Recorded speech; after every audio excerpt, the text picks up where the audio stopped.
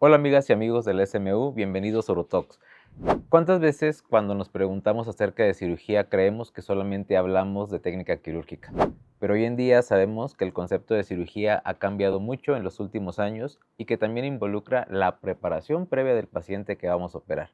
Hemos cambiado la pregunta de cómo voy a operar mejor a cómo puedo preparar al paciente que voy a operar a que le vaya mejor. Hoy en Urotalks hablaremos de rehabilitación preoperatoria, de protocolos ERAS y muchos conceptos nuevos que para entenderlos mejor me acompañan dos grandes expertos. Está con nosotros la doctora Karina Vázquez Narváez. Ella es especialista en medicina perioperatoria del Instituto Nacional de Ciencias Médicas y Nutrición Salvador Subirán. Bienvenida, doctora Karina. Muchas gracias. Y también está con nosotros el doctor Abraham Favela Barragán, quien es especialista en anestesia oncológica del Instituto Nacional de Cancerología. A los dos bienvenidos, a todos bienvenidos a Urotalks, el podcast de la Sociedad Mexicana de Urología.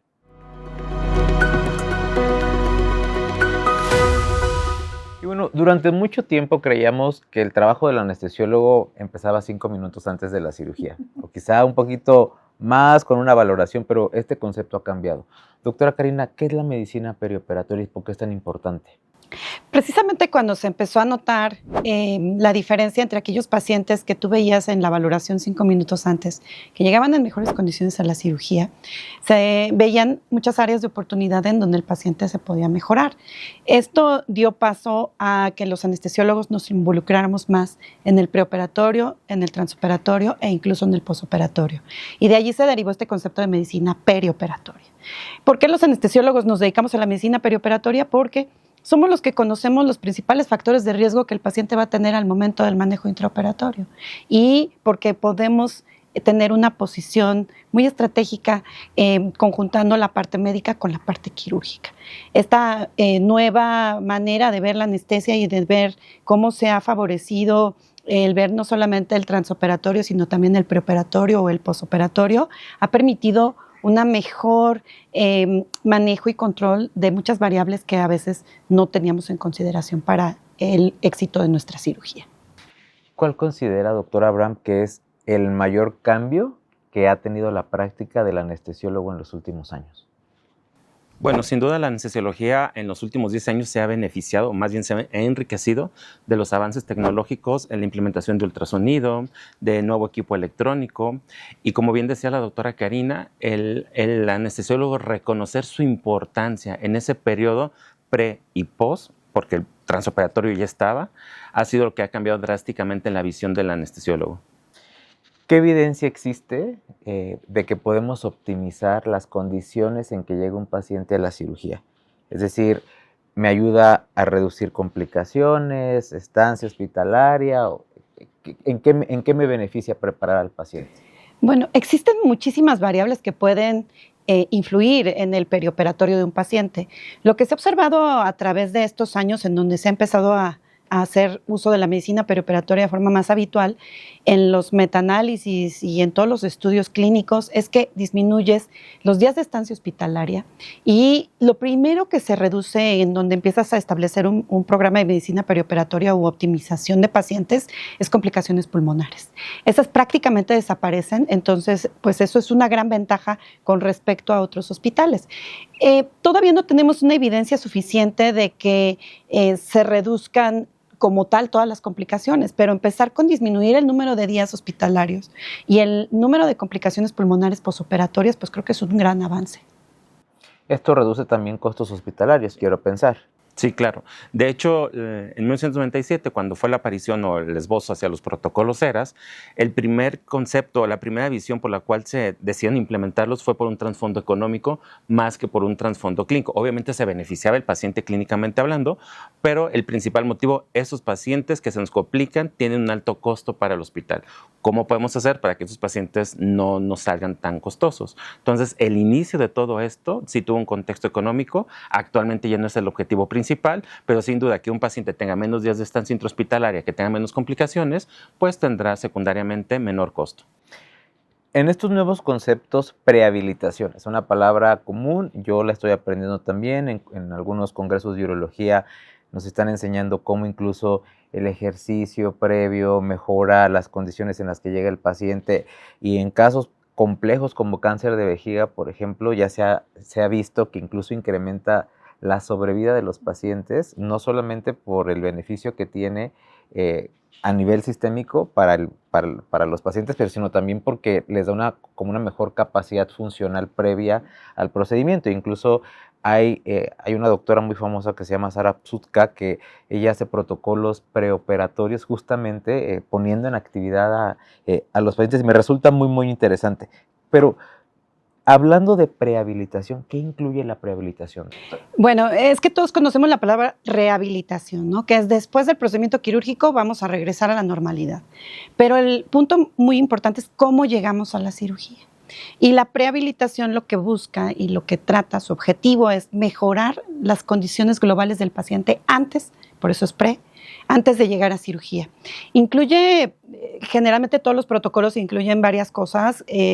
La prehabilitación física, que básicamente está enfocada a mejorar la masa muscular y la fuerza del paciente. Esto se va a ver reflejado en la capacidad funcional, que para nosotros es un parteaguas. O sea, el paciente que tiene buena capacidad funcional, su probabilidad de morbimortalidad disminuye sustancialmente. Entonces, si yo mejoro mi capacidad física prequirúrgica, probablemente me va a ir mejor. Y esto se basa en una frase súper sencilla que dice, si yo entreno, por ejemplo, para correr un maratón, ¿por qué no entreno para ir a una cirugía compleja? También existe prehabilitación nutricia. Sabemos de antemano que muchos pacientes oncológicos o no oncológicos llegan en un estado de desgaste o de catabolismo muy severo a la cirugía y han perdido mucha masa muscular. Entonces, si yo mejoro las condiciones de nutrición de mi paciente, eso va a mejorar su evolución postquirúrgica. E incluyen igual protocolos de prehabilitación psicológica. Muchos pacientes llegan con ansiedad, con depresión, con catastrofización, que eso también tiene un impacto en su evolución postquirúrgica. Y si yo mejoro esas condiciones del paciente, muy probablemente su evolución pueda ser un poquito más satisfactoria y menos compleja. Aunque no lo crean, pues sí nos gusta un poquito la ciencia, los urólogos también. Entonces, pero fisiológicamente, ¿qué ocurre cuando un paciente llega mejor preparado? Es decir, tiene menor estrés oxidativo, quizá a lo mejor, no sé, el cortisol, el estrés quirúrgico disminuye, no sé, ¿cómo fisiológicamente podríamos explicar el beneficio de la prehabilitación? Ok, hay que reconocer que cualquier cirugía siempre va a ser una agresión tisular y esto es inevitable. Lo que buscamos con prehabilitar un paciente con los cuidados de un protocolo ERAS es amortiguar esta respuesta que va a haber a la agresión y que esa respuesta va a estar presente. Vamos a buscar amortiguarla. Como bien decía la doctora, el ejemplo clásico o la analogía clásica de esto es si un deportista de alto rendimiento se prepara para el maratón, que va a ser en un periodo corto de tiempo, donde se va a enfrentar a un alto desgaste, pues lo mismo pasa con los pacientes. Si sabemos que van a tener que exponerse a un impacto, a una agresión tisular y que va a haber una respuesta del organismo a todo esto, pues mejorar las condiciones previas, hacer estrategias durante el transoperatorio para amortiguar toda esta sobreexpresión de cortisol, de interleucina 1, interleucina 6, que son sustancias que cuando se sobreexpresan en este escenario puede tener efectos deleterios en nuestros pacientes. Entonces, sin duda, prehabilitar el paciente va a ayudarnos a amortiguar todo esto. ¿Impacta en la respuesta inmune? Sí, por supuesto. Mira, lo que se ha observado en todos estos protocolos es que si tú recuerdas, pues el paciente viene de un proceso patológico crónico, ¿no? O de una situación de desgaste crónico que no se ha detenido, por eso va hacia un procedimiento quirúrgico. Si tú la mejoría de condiciones preoperatorias te incluye en toda la fase metabólica, no únicamente las patologías con las que convive el paciente todos los días, sino mejoran las condiciones básicas, basales del paciente. Esto va a tener un impacto en la recuperación, en la respuesta metabólica al trauma, en la extensión de la respuesta metabólica al trauma y va a tener una reducción significativa de la misma con una mayor modulación y una mejor recuperación, una recuperación acelerada, ¿no? Por eso es que la prehabilitación es como la parte inicial del manejo intraoperatorio que corresponde a los protocolos ERAS. ¿Quién debe prehabilitarse? Porque la pregunta aquí es, a ver, ¿son solamente para cirugías muy grandes, muy complejas? ¿Son solamente para pacientes muy enfermos? O incluso nosotros como urólogos en una cirugía que pudiera parecer sencilla como una resección transuretral de próstata o, no sé, una orquiectomía, que son procedimientos más pequeños, por así decirlo, pero no dejan de ser cirugías. también tendrían que prehabilitarse? Yo diría que todos los pacientes tendrían que ir a prehabilitación. Evidentemente, los pacientes más enfermos son los que más se benefician de la prehabilitación porque son los que llegan más desgastados. Pero particularmente nosotros, por ejemplo, en el Instituto Nacional de Nutrición, hacemos estrategias de prehabilitación de distintos tipos dependiendo del tipo del paciente, ¿no? Si el paciente es un paciente que tiene muy buena capacidad funcional, llega sin tanto desgaste, ya hace ejercicio de forma habitual, vemos las características del ejercicio que hace, si es el ejercicio que realmente necesita para la edad, para el tipo de cirugía, pero inclusive únicamente el entrenamiento de músculos respiratorios y la prehabilitación pulmonar, podría decirlo de esa manera, te va a ayudar a que el paciente pueda movilizarse más rápido, más fácil, aunque sea una cirugía menor. Incluso también puedes ver el manejo perioperatorio de los medicamentos, el manejo perioperatorio del dolor y eso optimizarlo para que la recuperación sea más rápida. Entonces te diría que todos los pacientes, evidentemente los más graves o los que van a cirugías más grandes se van a beneficiar más, pero en general todos. ¿Y existe algún paciente que no se beneficie de, o sea, en algún punto que no tiene sentido? Híjole, es una pregunta con truco.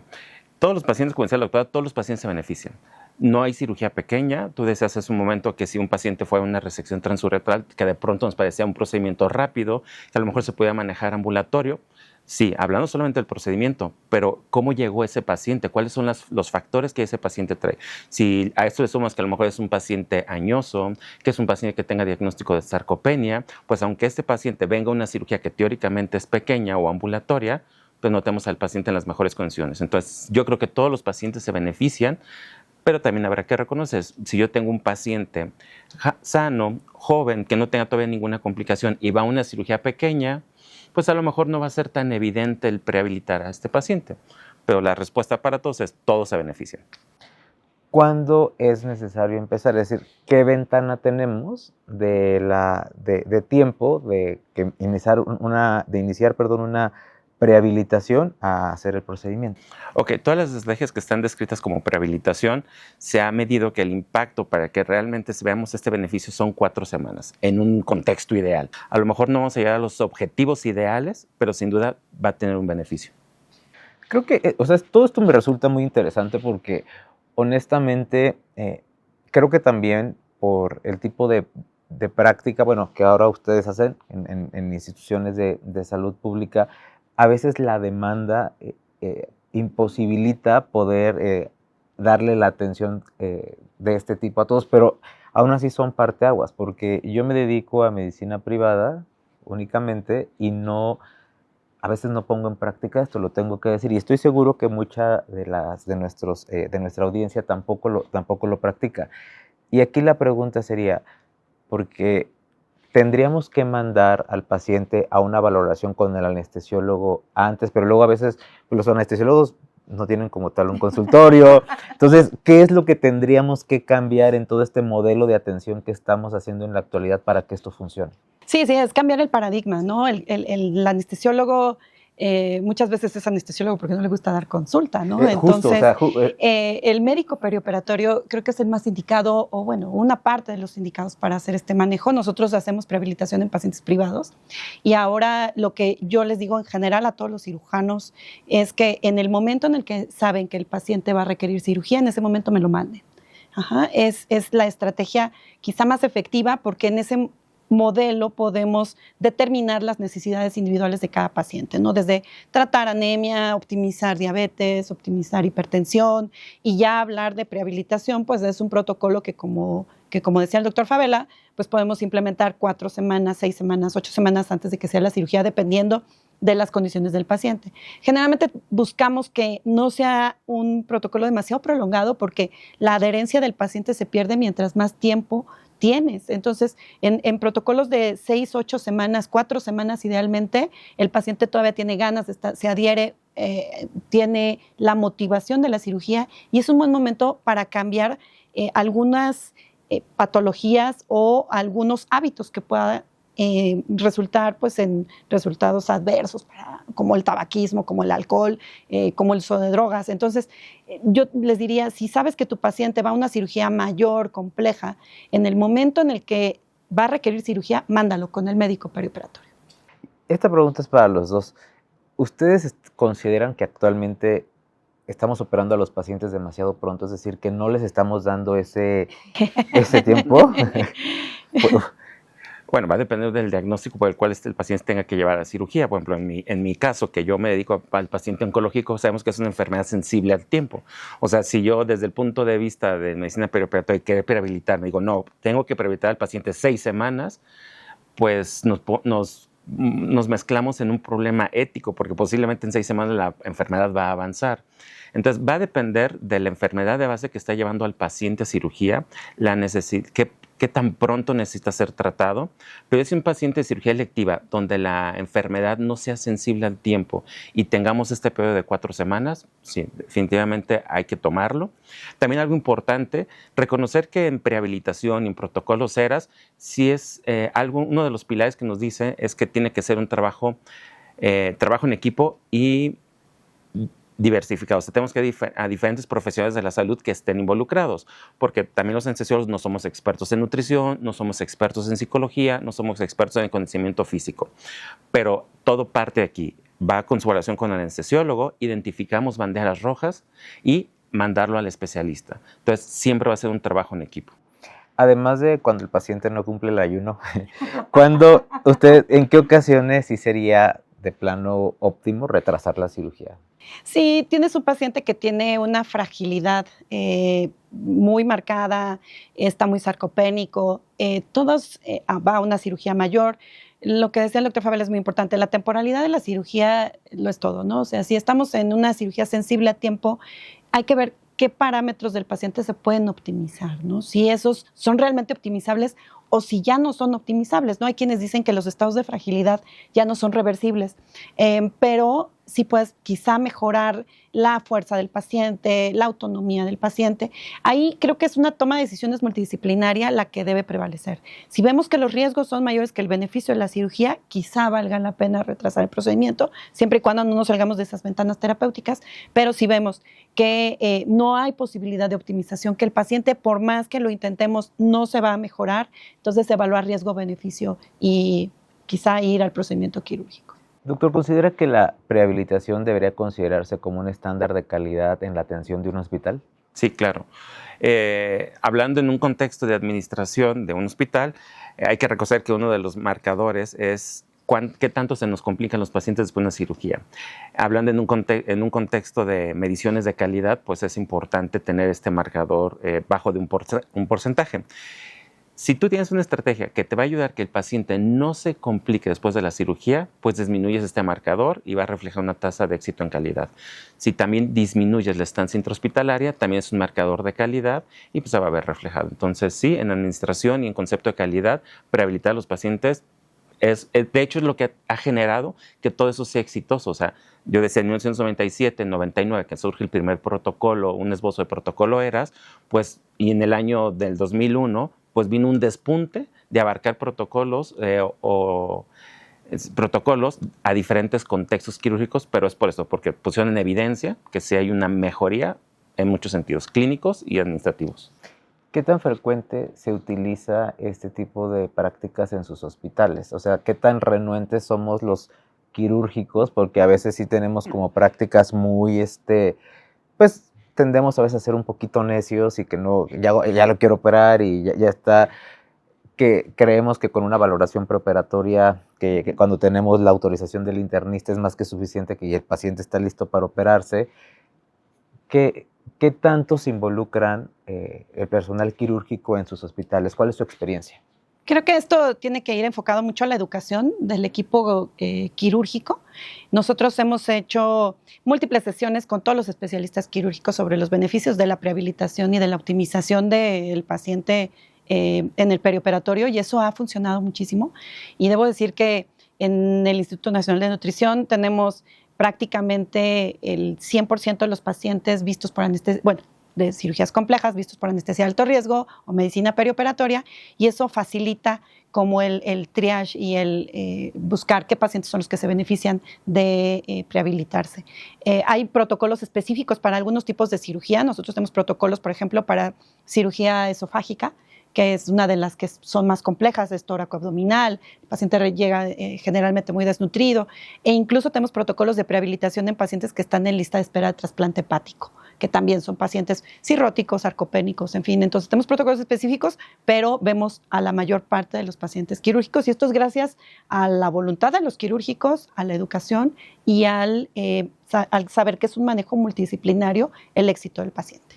Y también quisiera agregar que, como dice la doctora, hay que educar, pero no solamente a los cirujanos o los anestesiólogos, sino a todos aquellos profesionales que van a tener contacto con esos pacientes. Un ejemplo, acá en el hospital, identificamos que también era importante educar al personal de enfermería, porque sin duda ellas son un pilar para la recuperación del paciente, y ellas tienen que estar capacitadas y actualizadas de cuáles son los nuevos cambios. Un ejemplo que siempre menciono tenemos que migrar esa visión de que el paciente salía de cirugía y tenía que estar postrado en cama, que no se tenía que mover porque lo acaban de operar. Entonces, todo el mundo tenemos que tener la visión de que ese paciente nos importa que se movilice de forma temprana, pero si tenemos a alguien de enfermería que nos dice no se puede mover porque lo acaban de operar, pues es educar. Y educar no solamente a los cirujanos, anestesiólogos, sino a todos los profesionales que vamos a tener contacto con el paciente. Hablando un poquito de los componentes de la prehabilitación, el ejercicio creo que fue una de las palabras que de los primeros que comentó, doctora. ¿Cómo se hace un programa de ejercicios en el paciente? ¿Tiene que ser individualizado? ¿Hay como alguna escala genérica que podamos aplicar para todos? ¿Cómo funciona esto? Bueno, nosotros tenemos la fortuna de tener entre nuestro equipo a un médico del deporte, que es quien nos enseñó y nos ayudó mucho a generar todos estos protocolos, porque como sabemos, pues no somos expertos ni en ejercicio, ni en nutrición, ni en muchas cosas, somos anestesiólogos. Nosotros lo que hacemos es una evaluación inicial de la capacidad funcional. Esto lo hacemos primero a través de cuestionarios que ya están establecidos para ver la funcionalidad del paciente. Si tenemos dudas, nos vamos hacia pruebas de ejercicio que son más dinámicas, como caminata de 6 minutos, pruebas de ejercicio cardiopulmonar, y hacemos programas generalmente individualizados. Sin embargo, pues ya hay protocolos en donde se ve que la generación de músculo y el ejercicio que genere o favorezca la generación de músculo es lo que más nos beneficia en el perioperatorio, más que ejercicio cardiovascular. Entonces nos vamos guiados hacia ese punto, ¿no? Fortalecer extremidades superiores, extremidades inferiores, con la finalidad de que el paciente pueda salir más fácilmente de la cama, caminar más fácilmente, pararse y sentarse sin ayuda. O sea, todos estos tipos de ejercicios que inicialmente se desarrollaron para la población de mayor edad y darles autonomía, se han ido adaptando hacia los protocolos de prehabilitación. Sí hacemos algunas adaptaciones dependiendo del tipo de cirugía, dependiendo del tipo de paciente, pero en general estos protocolos ya están como muy establecidos. Tampoco es que estemos descubriendo un hilo negro, ¿no? O sea, ya están muy claros, y pues lo único que hacemos es adaptarlos a la población de pacientes que tenemos y utilizarlos pues lo más rápidamente posible.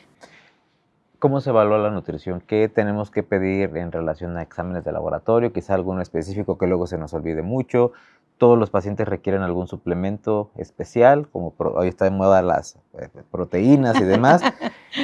Ok, aquí todo parte con el índice de masa corporal, sigue siendo un excelente marcador. Más que, perdón que te interrumpa, más que estos de composición corporal de los InBody que te dice qué cantidad de... O sea, sin duda estamos viviendo una época donde estamos aprendiendo qué conceptos vale la pena involucrar en una valoración nutricional. Todo nace con el índice de masa corporal, pero no quiere decir que sea la única herramienta que tengamos para hacer diagnóstico o para poder categorizar a estos pacientes. Obviamente, pues ese es un parteaguas porque te lleva a decir es un paciente con obesidad, con sobrepeso o es un paciente normopeso. Obviamente, todo esto nace poniendo en evidencia a los pacientes con desnutrición, los que idealmente tienen que ser llevados a un nutriólogo que nos ayude a mejorar condiciones, y también los pacientes de obesidad. Pero, por ejemplo, en nutrición, y que va un poco de la mano con la parte de sarcopenia, también nacen nuevas mediciones, como puede ser la fuerza de agarre. Entonces, la fuerza de agarre también tiene un valor predictivo muy importante para complicaciones en el posoperatorio, más allá si el paciente sea obeso, porque yo puedo tener un paciente obeso con una fuerza de agarre disminuida, tengo un paciente desnutrido con una fuerza de agarre disminuida, o puedo tener un paciente obeso con fuerza de agarre dentro de sus valores normales. En la parte bioquímica, pues bueno, sin duda sigue siendo albúmina, aunque también hay que voltear a ver a la prealbúmina como una nueva herramienta de un marcador mucho más temprano en fase aguda para la desnutrición de los pacientes y pues bueno, a otros marcadores indirectos bioquímicos como va a ser la hemoglobina, que directamente nos habla de hierro, complejo B o vitamina o folatos. Y hablando de hierro y anemias, ¿deberíamos de ser más agresivos corrigiendo anemias antes del procedimiento? Porque la verdad es que pues hay veces que dices, bueno, no va a sangrar tanto, tiene una hemoglobina de 10. La verdad es que creo que en esta época no hay una justificación por la que el paciente deba llegar con anemia a cirugía si tenemos muchísimas estrategias para ¿Así sea leve? Sí. Básicamente, o sea, incluso suplementando vía oral al paciente, nada más que obviamente no sé, nos hemos traído como muchas prácticas que no están ya actualmente tan establecidas, ¿no? Por ejemplo, suplementar hierro vía oral, decíamos, ay, bueno, pero es que es poco tolerado, el paciente generalmente se queja. Ahora sabemos que el hierro no se debe dar vía oral diario, se debe dar en días alternos, porque si lo damos, por ejemplo, todos los días, saturamos y aumentamos hepsidinas y eso disminuye la absorción del hierro. Sabemos también que debemos dar dosis no tan elevadas de hierro vía oral, que debemos de dar dosis intermedias a bajas. Sabemos también que tenemos que considerar medios ácidos, que quizá la tomen en la noche, en fin.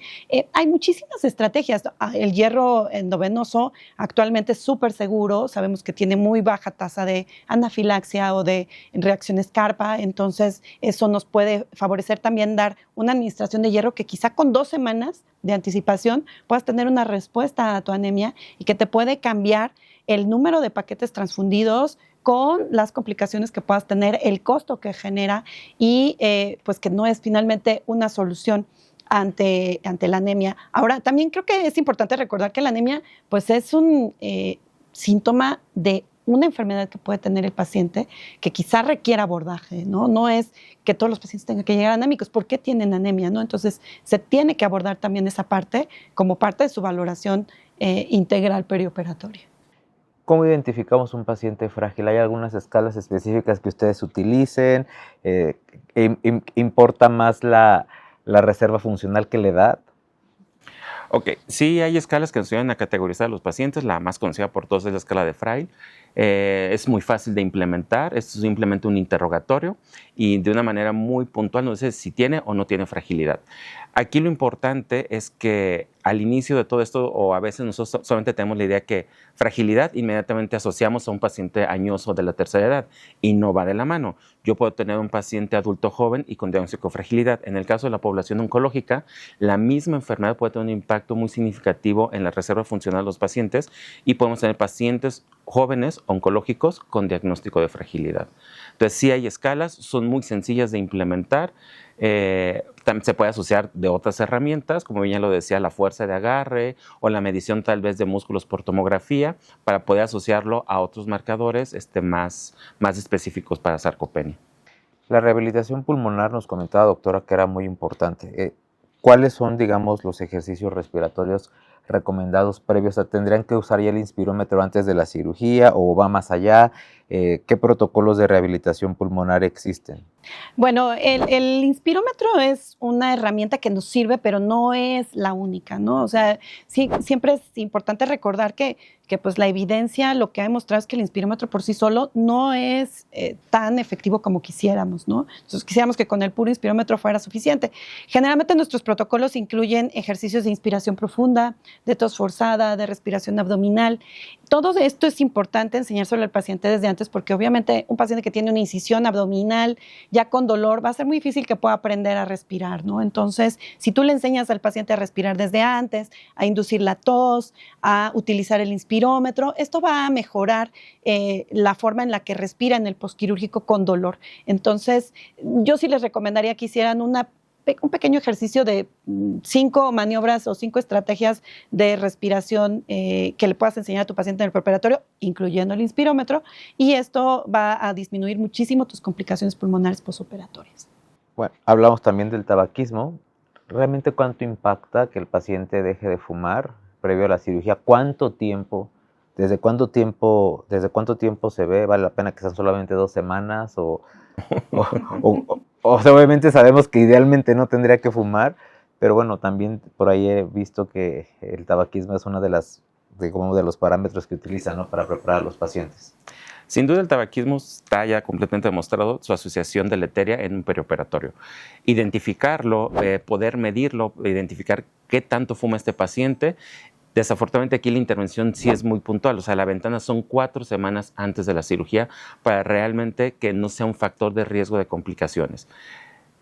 Idealmente, pero en cuanto tengamos la oportunidad de abordar al paciente, pues darle indicación de poder dejar de fumar. Pero esto es muy complejo porque no se limita solamente a decirle no fume y ya. Hay que hacer una intervención con el paciente porque si tenemos un paciente crónico que tiene un alto consumo y de pronto decimos deje de fumar, pues posiblemente no va a haber un apego y no va a ser exitoso. Entonces posiblemente tenga que tener acompañamiento de una valoración psicológica, tal vez de alguna intervención farmacológica como parches de nicotina. Y los dos principales motivos en los que nos va a complicar va a ser el retraso de la cicatrización y las complicaciones pulmonares.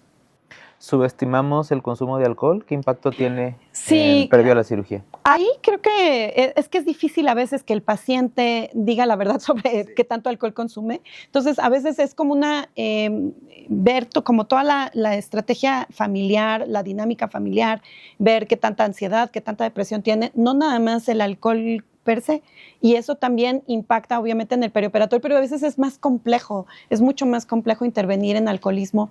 El tabaquismo es muy evidente, pero el alcoholismo a veces es mucho más difícil. Y subjetivo, ¿no? Porque Muy lo que subjetivo. para mí es tomar poquito puede Claro. que en realidad no lo sea. Cuando les interrogas y te dicen, sí, tomo alcohol de manera social, pero social es diario.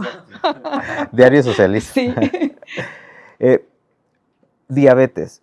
¿Cuál sería la meta de una hemoglobina glucosilada? ¿Con qué nivel de glucosa me cancelarías un procedimiento? Ok, aquí es importante porque ahorita ya sabemos que la glucosa que nos da una química sanguínea ya no es el estándar para tomar este tipo de decisiones. Siempre me recuerdo mucho del meme que está en internet de que vemos a Homero delgado, pero atrás está lleno de pinzas que está sujetando la piel, ¿no? Entonces esto puede pasar con con la glucosa que se toma en la química sanguínea. El paciente hace ayuno de 8 horas porque sé que me van a tomar laboratoriales, tengo un ayuno prolongado o hice una cena muy ligera porque quiero salir bien y de pronto salgo con 100 de glucosa, pero no refleja la realidad del paciente. Entonces, por favor, todos los pacientes diabéticos sabemos que tienen que ir con hemoglobina glucosilada. Ya existen puntos de corte para un contexto perioperatorio. No se acepta el 7 en perioperatorio, o sea, sería lo ideal que todo paciente diabético tenga una hemoglobina glucosilada por abajo de 7, pero posiblemente 9 pudiera ser el parteaguas. 9 hacia abajo, 9 hacia arriba, pero también volvemos a lo mismo, la urgencia y la necesidad de la cirugía. Si tengo un paciente donde la cirugía se vuelve vital para poder tratar al paciente y salvarlo tal vez del diagnóstico de mortalidad que pudiera tener, bueno. Pero ¿para qué nos sirve identificar esto? Porque yo sé que si estoy pasando a un paciente que tiene una hemoglobina por arriba de 9, requiere mucha atención y mucha vigilancia en el trans y en el posoperatorio, ¿de acuerdo? Pero también si me traes un paciente con 11.25 de hemoglobina glucosilada, pues a lo mejor no es el mejor momento para pasarlo. Claro. Y hoy en día también muy frecuente es el uso de estos nuevos medicamentos para la obesidad e incluso también para la diabetes, los análogos de GLP-1. Uh-huh. Y creo que es importante hablar también de el tiempo para suspenderlos porque generó mucha controversia en su momento. Sí. ¿No? Entonces, ¿cuándo sería lo ideal en este tipo de pacientes suspenderlos? ¿Qué hay que hacer? Sí, la verdad es que para los anestesiólogos sí son un problema el uso de los GLP-1, sobre todo porque pues, retrasan el vaciamiento gástrico y esto nos puede generar riesgos de regurgitación y broncoaspiración. Y esto, aunque han salido múltiples estudios que dicen no se incrementa el riesgo de regurgitación y broncoaspiración, sigue existiendo todavía esta controversia, ¿no? Y creo que no se va a responder tan rápidamente, o sea, va a seguir cambiando la evidencia. Sin embargo, yo les diría, si tu paciente lo está tomando por obesidad, GLP-1, sí lo suspendería 5 días previos a la cirugía, 72 horas mínimo.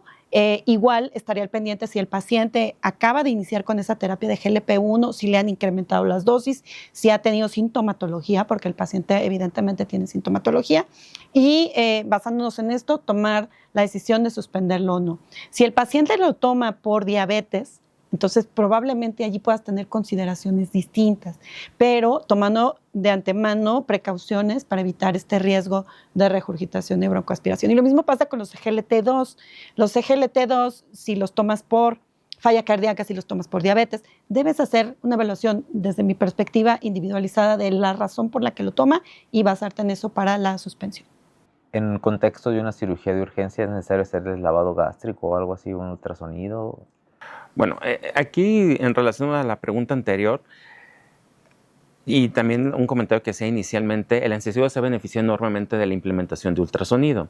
Y pues actualmente el anestesiólogo puede hacer una valoración con ultrasonido del contenido de la cámara gástrica, que es no invasivo, se hace en pie de la cama del paciente y te ayuda a ir tomando decisiones. Entonces, cuando tú tengas un paciente con sospecha del retraso del vaciamiento gástrico, cuando es el caso de una urgencia y que existe duda de cómo va a estar esa cámara, no te tardas más de 5 minutos haciendo un rastreo en 2 posiciones, te das una idea de cómo está esa cámara gástrica y te vas preparando para ello. Nos comentaba, doctor, algo que me pareció muy interesante de salud mental, incluso previo a la cirugía, del paciente ansioso, del paciente que puede estar deprimido, que puede estar muy consternado por el diagnóstico. ¿Cómo entra ahí la medicina perioperatoria? Nosotros lo que hacemos inicialmente son unos cuestionarios muy sencillos para detectar esta ansiedad y depresión. Y tratamos de establecer terapias mindfulness para mejoría de estas condiciones. Y afortunadamente tenemos un grupo de trabajo con psicólogos que nos permite tener algunos tipos de terapia de grupo que ayudan a disminuir la ansiedad y la depresión. Y bueno, esto tiene un impacto tanto en el manejo del dolor perioperatorio, que es más sencillo, que no requiere de tantos medicamentos ni combinaciones mayores, y también ayuda a que el perioperatorio sea más sencillo para el paciente. Son realmente pocos los pacientes que requieren una evaluación psiquiátrica. Generalmente todos con terapia cognitivo-conductual y con estrategias de mindfulness es suficiente para que puedan pasar por el perioperatorio de una mejor manera. ¿Un paciente informado se recupera mejor? Sí, por supuesto. Por supuesto. Sí, un paciente que tiene menos ansiedad, que sabe precisamente lo que va a suceder en todo su procedimiento quirúrgico, en todo el perioperatorio, que entiende las estrategias de manejo y de tratamiento, se recupera mucho más rápido. Bueno, y no solo eso, o sea, un paciente que entienda su enfermedad. O sea, en el caso que yo convivo con los pacientes oncológicos, es importante que el paciente entienda en qué consiste su enfermedad y que la acepte. Porque muchas veces los pacientes están en duelo porque no aceptan tener la enfermedad, porque yo, pero ya me tengo que tratar, me están diciendo que tengo que ir a quimio, que tengo que ir a radio, que tengo que ir a una cirugía agresiva. Entonces, mientras un paciente no acepte su enfermedad, todo el tratamiento va a ser más, va a haber una disminución del apego a él. 2, en el caso de cirugías, que entienda en qué consiste la cirugía y algo importante, cuáles van a ser los efectos o el impacto a mi vida después de la cirugía. Por ejemplo, en el caso de urología, que un paciente le va a hacer una cistectomía, pues el paciente tiene que entender cuál va a ser el impacto. Yo creo que algunos pacientes, si entienden lo que implica su cirugía, habría pacientes que no aceptarían el tratamiento. Y eso es completamente respetable. Y la calidad de vida posquirúrgica, ¿no? O sea, ¿qué impacto van a tener en su calidad de vida después del procedimiento quirúrgico? Y ahí es donde la autonomía y la toma de decisiones del paciente, incluso, por ejemplo, adulto mayor y en fin, ¿qué tanto va a tener impacto sobre su autonomía, sobre su independencia, sobre su calidad de vida y tomar decisiones basadas en eso? Vamos a hablar ahora de protocolos. ¿Qué es? Bueno, Porque lo hemos mencionado, lo hemos escuchado. Para muchos, creo que también, y me incluyo, lo vemos nada más como un checklist, pero sabemos que es mucho más que eso. ¿Qué es realmente el ERAS? ¿Cuándo surgió? ¿En qué sirve? Bueno, ya lo había mencionado hace un poco, el primer esbozo de protocolo ERAS nace en 1997, después nos vamos al año 1999, después nos vamos al año 2001 y oficialmente se presenta el primer protocolo ERAS con este nombre en el año 2005, que nace para cirugía de colon. Se demostró el enorme impacto que hubo en esta población, en este contexto quirúrgico, y se empezó a ir a las diferentes áreas. Obviamente urología es una de las áreas que más se ha beneficiado, y protocolos ERAS no es otra cosa más que estandarizar la práctica de intervenciones en el contexto perioperatorio. Número 1, nos dice que tenemos que identificar esos 3 tiempos, pre, trans y post. Hay objetivos importantes en cada uno de ellos, como en el pre es optimizar, en el trans es reducir el riesgo y en el post es normalizar, y son una serie de intervenciones para tratar de que el paciente se beneficie, que llegue a la cirugía en mejores condiciones, que hagamos intervenciones que ayudemos a amortiguar la agresión que va a recibir con la cirugía y que lo ayudemos a regresar a sus condiciones previas a la cirugía. Entonces, es una serie de recomendaciones acorde al contexto quirúrgico, porque hay diferentes protocolos ERAS para cirugía de colon, para cirugía de nefrectomía, para cistectomía, para escenarios ginecológicos, incluso para cesáreas, pediatría. Prácticamente todo escenario quirúrgico actualmente va a tener un protocolo ERAS. Es simplemente fijarnos esta serie de recomendaciones o de intervenciones.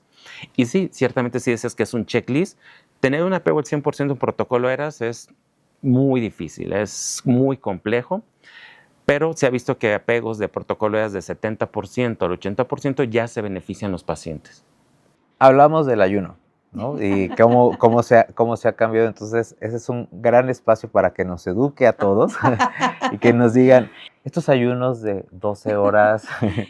Bueno, sinceramente no deberían existir, ¿no? O sea, la verdad es que el paciente que llega con un ayuno tan prolongado llega depletado de volumen, llega con más respuesta inflamatoria. Y entonces lo que se ha observado, y gracias a los protocolos ERAS, es que los periodos de ayuno más cortos favorecen la recuperación, la respuesta metabólica al trauma.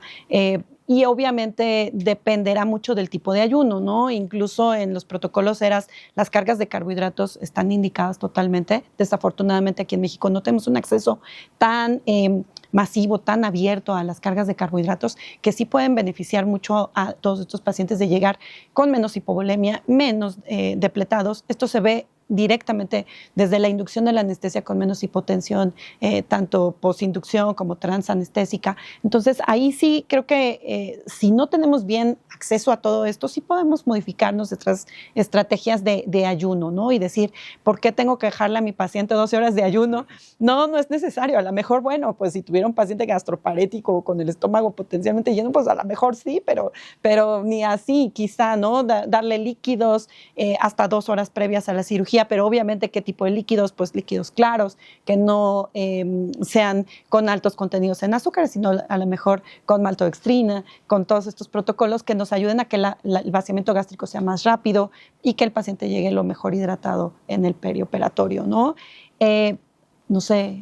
Es que hay un mito alrededor de esto, porque la creencia es que el paciente, mientras más horas de ayuno tenga, la cámara gástrica va a estar vacía y no nos vamos a enfrentar a un evento de broncoaspiración. Y es todo lo contrario. Es todo lo contrario. Todo lo contrario. Mientras más prolongado sea el ayuno, nos vamos a encontrar con una cámara gástrica llena y lo peor, de secreción gástrica, donde tiene un pH muy bajo y si esto broncoaspira va a ser peor que el contenido alimenticio.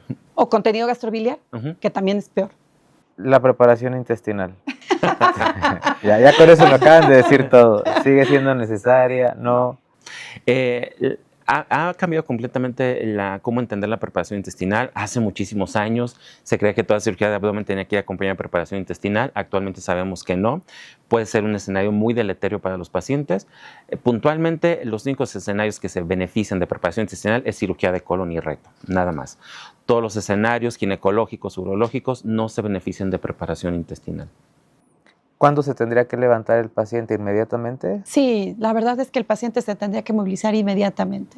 El mismo día de cirugía, y muchas veces ahí es donde nos enfrentamos a esta parte de renuencia y de poco entrenamiento, prefiere todo el mundo, ¿no? Incluyendo, a lo mejor sí lo pasé al cirujano. Incluyendo el cirujano, enfermería. Hoy no se mueva, sí, ya mañana empezamos. Ajá, eso es algo muy real. Si lo pasé a un área de cuidados intensivos o cuidados intermedios, aunque el paciente esté extubado y despierto, dice, no, hoy no se puede mover, ¿no? Y la verdad es que el paciente tiene que movilizarse lo más rápidamente posible, salirse de la cama, pasarse al reposet, siempre y cuando, obviamente, las condiciones lo permitan, hemodinámicas, de dolor, de ventilatorias, en fin, ¿no? Pero ese también es un paradigma que se tiene que romper. ¿Cuándo iniciar la vía oral? ¿También inmediatamente? Lo más pronto posible. Como dice la doctora, todas esas recomendaciones van a depender de un juicio clínico. No porque un protocolo me diga que el paciente a las 6 horas se tiene que mover, vamos a ir a obligarlo a que se mueva. Si el paciente tiene dolor, si el paciente a lo mejor tiene un grado de bloqueo motor por una técnica analgésica, lo mismo si el paciente lo tengo somnoliento y yo a fuerzas quiero que tome líquidos, pues no, todo va a ser bajo un juicio clínico, pero tanto la movilización como el inicio de dieta lo más pronto posible. Y aquí algo interesante, si mi paciente no fue operado de tubo digestivo, ¿por qué no puede iniciar la dieta prontamente? Entonces, si es un escenario de gines, si es algo de uros, si es algo de extremidad, y si a las 2 horas de la cirugía el paciente está consciente Y tiene hambre aparte. y tiene tiene hambre, hambre. tiene sed, al paciente hay que iniciarlo. Aparte, la mejor forma de tratar a un paciente siempre va a ser la vía oral. También estos protocolos, no sé si sea porque en otros países pues tienen esta crisis del abuso de opioides, en nuestro medio, o cuál es la razón de incentivar usar lo menos posible opioides. Obviamente, además de esto, problemas de motilidad intestinal Creo que es multidisciplinar. No, bueno, son muchos factores. Creo que debes garantizar el adecuado manejo del dolor del paciente en el perioperatorio. ¿Con qué estrategias? Pues lo que se ha demostrado es que la analgesia multimodal es la más efectiva, y la analgesia multimodal incluye AINES, incluye neuromoduladores, incluye anestésicos locales, incluye opioides, ¿no? Entonces, lo que sea necesario para el manejo del dolor de tu paciente y que el paciente esté confortable, con un dolor controlado, tolerable, es este objetivo, ¿no? O sea, no hay, creo que decir los opioides están totalmente proscritos y que no los tienes que utilizar, creo que eso es como limitar las herramientas que tienes para el manejo del dolor. Pero lo que sí debes recordar es que debe ser multimodal. Ahora, multimodal no me refiero a que utilices 2 AINES, ¿no? O todos los fármacos. todos Todos los los fármacos. juntos, ¿no? O sea, a lo mejor utilizas paracetamol, utilizas un AINE, utilizas anestésico local, y a lo mejor, a pesar de todo eso, tu paciente persiste con dolor, que además creo que un error es no creerle al paciente que tiene dolor y decir, no le está doliendo. Por supuesto que si el paciente refiere un ENA de 8 o 9, es que le está doliendo, ¿no? Entonces, pues ni hablar, o sea, a lo mejor en ese paciente sí va a ser necesario utilizar un opioide, pero sí tratar de que tus dosis, tus ciclos y el tipo de opioide que utilices, pues sea el menor tiempo posible en la medida de lo que el paciente te permita. Números. ¿Qué tanto beneficia el protocolo ERAS? Así, ¿cuánto disminuye tasa de complicaciones? ¿Cuánto disminuye estancia hospitalaria para que se convenza a la audiencia de que es lo que tenemos que hacer? Ok. En 1999, cuando se publicó el primer protocolo, bueno, el primer esbozo de hacer un protocolo ERAS, nació en cirugía de colon. En el hospital donde se hizo esto, vean que los pacientes pueden llegar a tener estancias tan prolongadas como 21 días. Cuando estandarizaron este tipo de manejos, ellos llegaron a tener pacientes que a los 2 días después de la cirugía se podían dar de alta. Y aquí hubo un primer malentendimiento de esos protocolos, porque todo el mundo pensó, a los 2 días lo tengo que dar de alta. Y de pronto, pues hubo una serie de artículos donde dijeron, oye, es que ERAS no sirve porque lo di de alta y regresó complicado. A ver, vuelvo a repetir, todo va a depender de un juicio clínico. Actualmente, para poderte certificar en un protocolo ERAS, tienes que tomar una basal. En el contexto quirúrgico que me quiero certificar, ¿cuántos días es lo que el paciente suele estar hospitalizado? Ok, implemento mi protocolo y tiene que haber una reducción del 20%, del 30% para decir que tuviste una evidencia. O sea, si tienes una estancia de 7 días, que es tu media, y la reduces a 5 días, ya demostraste que hubo un beneficio de este tipo de protocolos.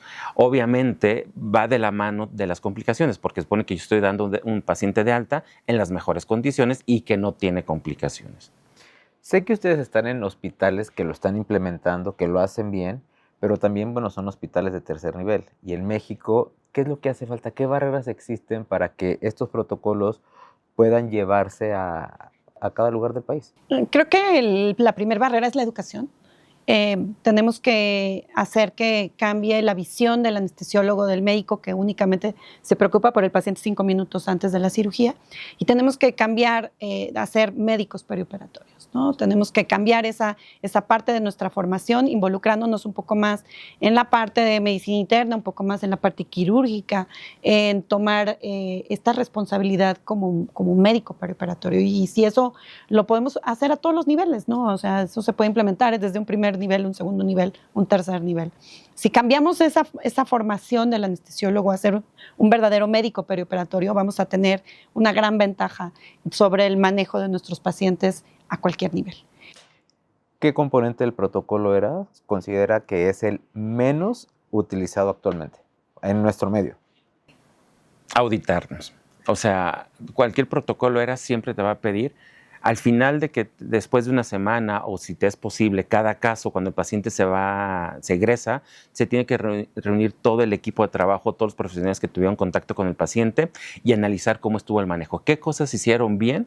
para seguirlas replicando y detectar dónde hubo complicaciones, qué fue lo que favoreció esta complicación para hacer ajustes.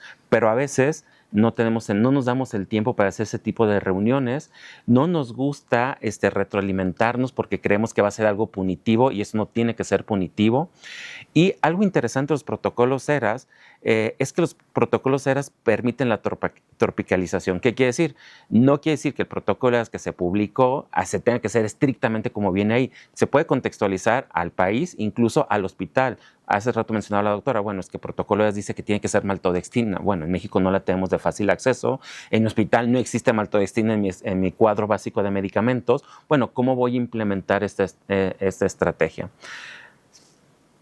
Pues bueno, vamos a empezar con las dinámicas del programa y la primera parte se llama casos clínicos, ¿cómo lo harían ustedes? Entonces les voy a dar un breve escenario y vamos a hacer algunas preguntas muy puntuales de qué harían para optimizar a estos pacientes. El primero es un hombre de 74 años con un índice de masa corporal de 36, diabético, fumador, con una anemia ligera y fue diagnosticado con un cáncer renal programado para una nefrectomía parcial en 3 semanas. ¿Cómo lo optimizaría, doctor Favela? ¿Qué haría a partir de hoy? Y, doctora, ¿qué definitivamente no dejaría pasar en este paciente? Bueno, aquí sería muy importante la valoración para identificar esas banderas rojas que tiene el paciente. Ya decías que es un paciente con obesidad, tiene 36 de IMC, es fumador, es diabético. El paciente es diabético, entonces pedir los laboratoriales para poder estratificar los riesgos. Algo que quisiera mencionar, no solamente de este caso, es que a veces, aunque no tengamos el tiempo para hacer cierta intervención, es importante que identifiquemos ese riesgo para que todos seamos conscientes que puede estar presente en el postoperatorio y en qué nos podemos enfocar, ¿de acuerdo? Por ejemplo, este paciente, yo tal vez por el índice de masa corporal infiero que su diabetes no está adecuadamente controlada, a lo mejor tengo 3 semanas donde puedo hacer ajustes para el control metabólico. Posiblemente sí, si el paciente es estricto y es apegado, sí logremos optimizar, pero ya sé de antemano qué es lo que tendré que vigilar principalmente en el postoperatorio. Entonces, bueno, a este paciente yo le recomendaría que lo mejor es que deje de fumar, pediría la hemoglobina glucosilada, le mandaría a hacer control del control metabólico, de control de su diabetes, pediría la hemoglobina glucosilada independientemente porque es una cirugía sensible a tiempo, entonces independientemente que esa esté elevada, pues no podemos retrasarlo, pero sí puede hacer ajustes y que sean mucho más estrictos estos. ¿Algún comentario adicional? Sí, yo creo que lo pondría a hacer evidentemente ejercicio, un poco de ejercicios respiratorios, ejercicios físicos. Es importante medirle, como decía el doctor Favela, una dinamometría, le haría una fuerza de presión para ver en realidad si esa obesidad no es sarcopénica. Y esto quizá nos ayude a que podamos tener una recuperación más rápida. Los protocolos de prehabilitación han observado beneficio desde 2 semanas de implementación. Entonces, igual estamos apenitas en el tiempo en donde podemos tener algún beneficio. Este caso seguramente le va a parecer familiar. Mujer, 68 años, cáncer de vejiga, músculo invasor, veracistectomía. Nuestro presidente, el doctor Castillejo, se la manda para ver qué le va a hacer. Me manda uno cada semana. Una cada semana, ¿verdad? Ha bajado mucho de peso la paciente. En sus laboratorios alguna baja, detectan sarcopenia.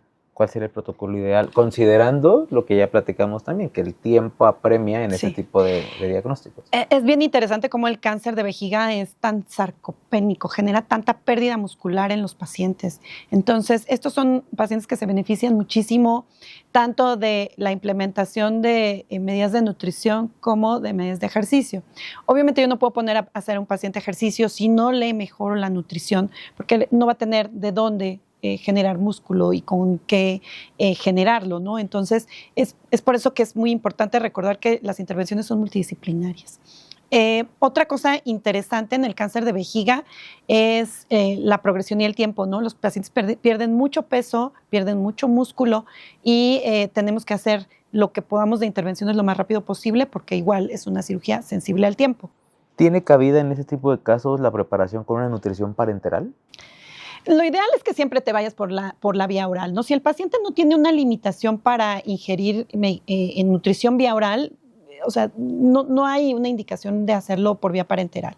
Incluso en los protocolos de pacientes, de prehabilitación de pacientes con cáncer de esófago, que a veces la limitante es que en realidad no pueden comer, lo que buscas es que a lo mejor le des radioterapia o quimioterapia que te permitan disminuir el tamaño del tumor y que puedas regresar a la vía oral lo más pronto posible. Hombre, 82 años, lo van a operar de una resección transuretral de próstata, muy independiente, hace ejercicio diario, corre maratones, no tiene comorbilidades. El paciente ideal. ¿También necesita rehabilitación? Sí, o sea, este paciente necesita ser valorado simplemente por la edad que tiene el paciente.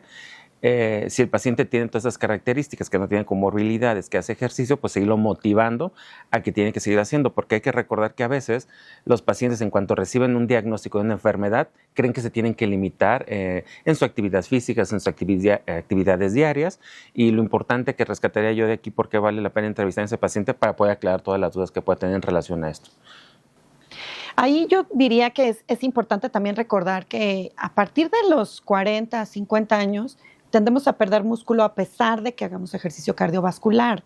Entonces, es importante en estos pacientes que tienen muy buena condición cardiovascular ver el estado muscular que tienen, ¿no? A lo mejor le hace falta incrementar el ejercicio en pesas y generar un poquito más de volumen, que es lo que más vas a perder en los primeros días del posquirúrgico.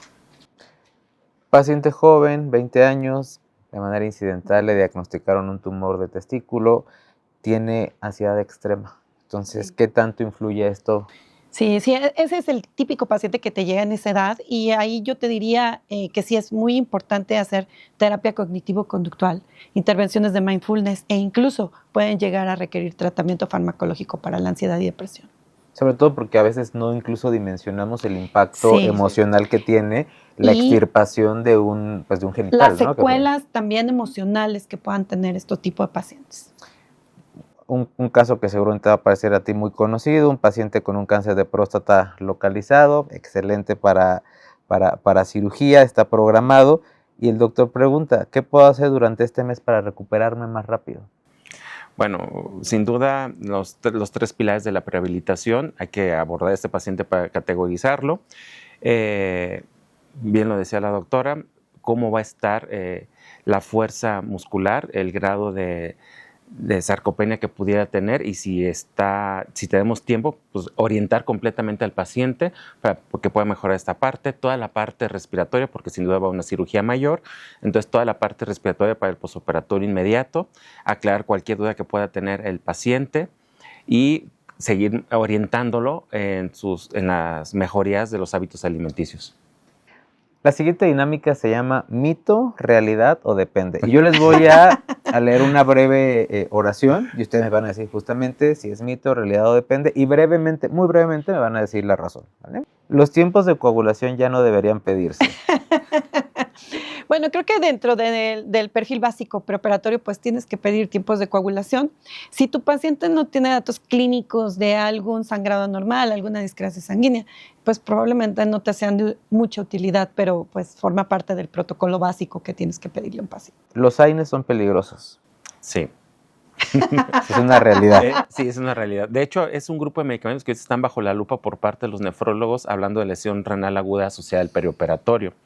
Hay que reconocer que los AINES son excelentes medicamentos para controlar el dolor, pero también en el perioperatorio el riñón va a ser completamente insultado una N cantidad de veces, y si lo exponemos a medicamentos que son precipitados desde el daño renal, pues a veces no puede ser la mejor asociación.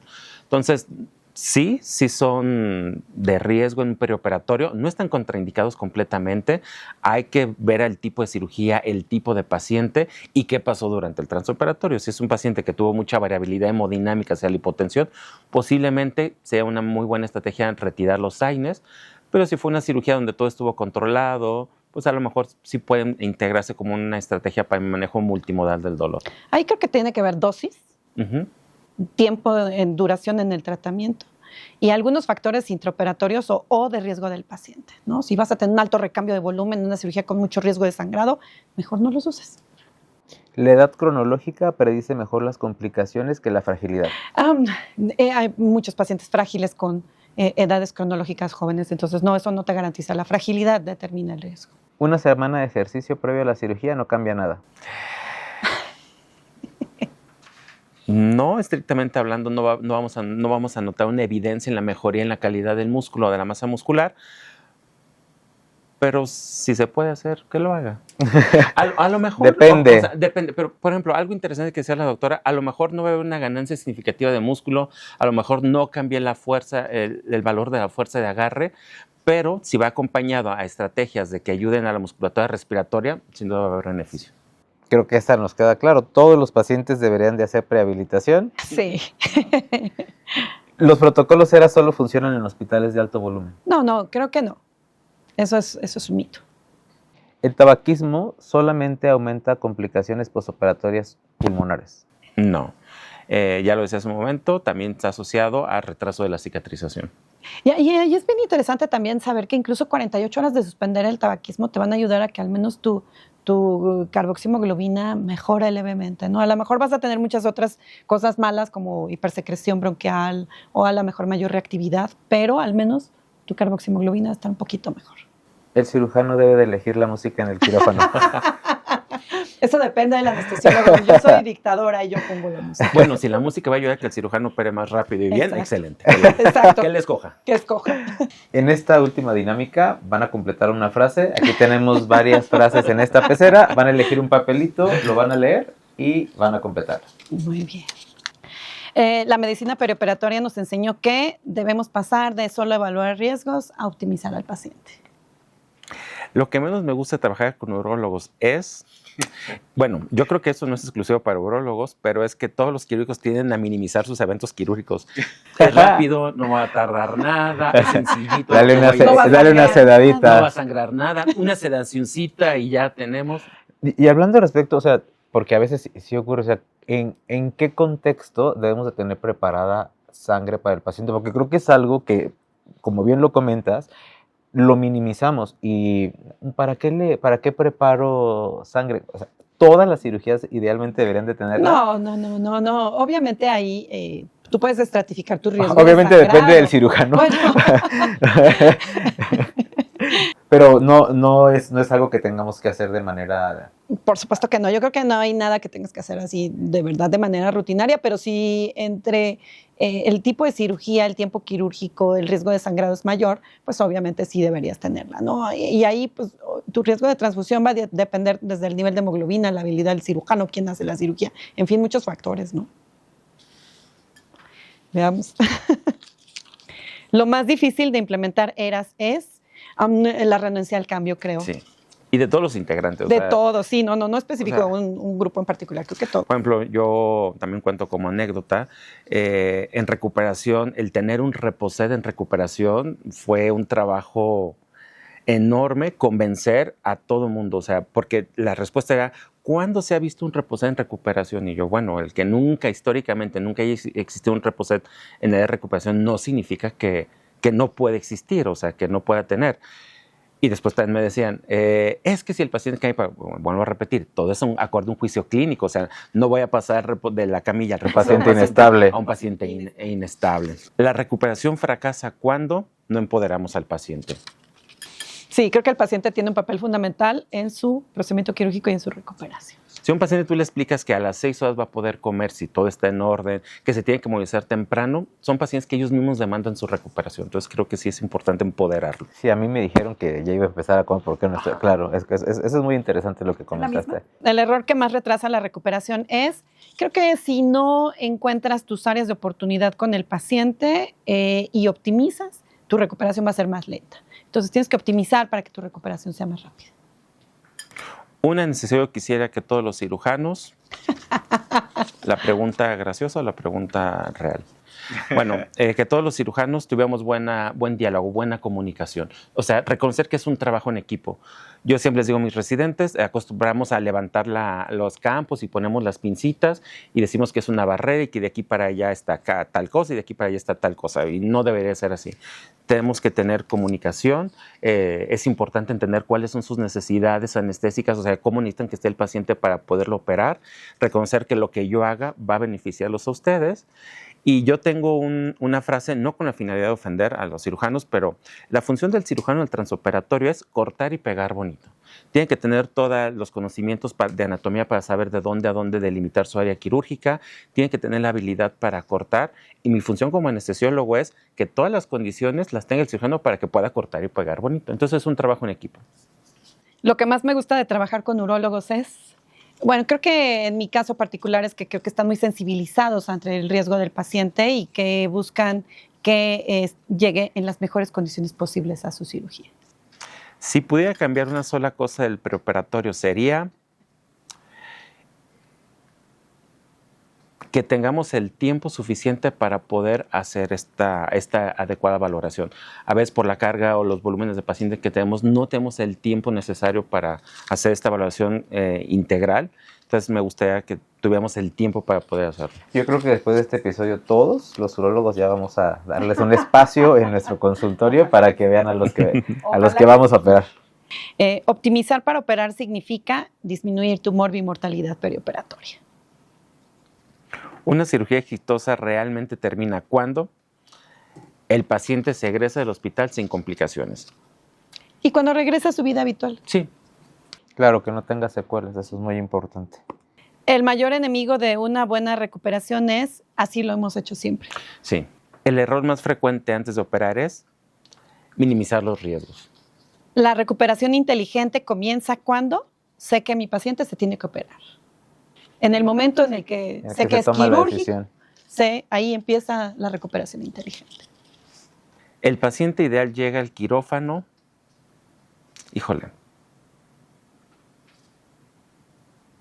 cuando tuvo un equipo multidisciplinario que lo preparó para llegar ahí. El futuro de la anestesiología será, obviamente, la medicina perioperatoria. La mejor cirugía comienza cuando se preparó al paciente. Lo pusimos en las condiciones ideales para que pudiera tolerar esta agresión. ERA significa, bueno, en el sentido literal o en...